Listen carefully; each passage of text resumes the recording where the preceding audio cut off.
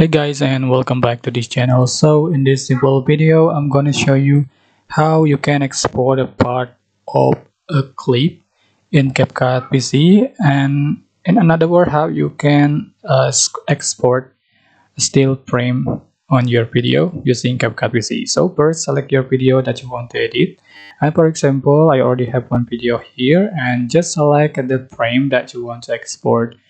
Okay, for example I select this frame, and to export just this frame, still frame. Okay, click a three line in the top right corner of the preview panel and select export still frame.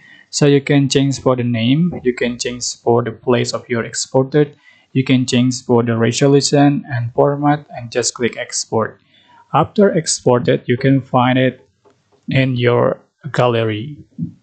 Okay, so that's how you can export a part of a clip using Capcut PC. I hope this tutorial was helpful for you. Don't forget to like, comment, share, and also subscribe. Thank you so much for watching.